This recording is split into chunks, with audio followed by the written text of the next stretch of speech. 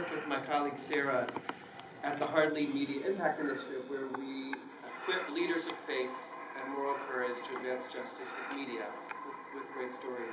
So I'm really excited to use this movie, and I just want to build on the comment that was just lifted up, and that is that I needed this. I needed to be walked through to see the connections that you make in such a loving, non-judgmental, intersectional way. And so I can only imagine the ways that this can be used in communities of faith all across the country that are committed to racial justice, that are committed to eco-justice, but really need a story that takes them by the hand in a really human way.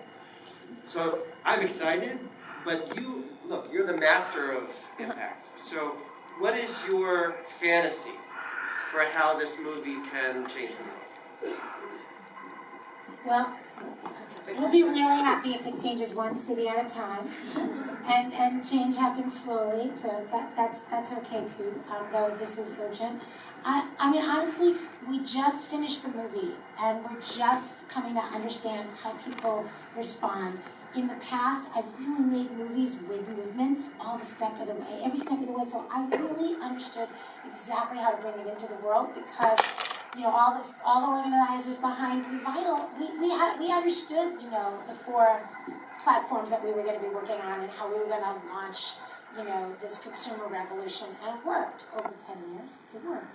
So I'm, looking towards a range of people, like the people that work at Rebuild by Design, who are here, and folks that are at the Institute for Public Knowledge, and the New York Environmental Justice Alliance, and Lower East Side Girls Club, and the Red Hook Initiative, and there are others who are here, and the Rocky Mountain Institute, and Climate Nexus. These are people in the room who I know can help us think about how to do this. I mean, I'd love to.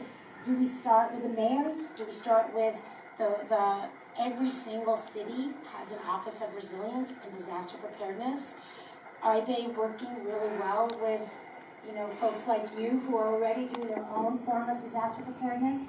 Good old Lower East Side and Lower East Side Ready, they have their own disaster preparedness work, and they do it all from the perspective of local organizers, because they know that when the next Sandy hits, the community turns to them. They don't turn to FEMA, and they don't turn to the Red Cross. So the question is, can we invest in all these local organizations and their infrastructure and these communities in a very real way, and not just rely on the Ford Foundation to do it, or MacArthur? Can we really do that so that they're robust, so that they're doing their everyday work that they need to do, so that people are healthier and graduating from high school and working, and doing everything that a community really needs to do every single day to be resilient, and then they'll be better off.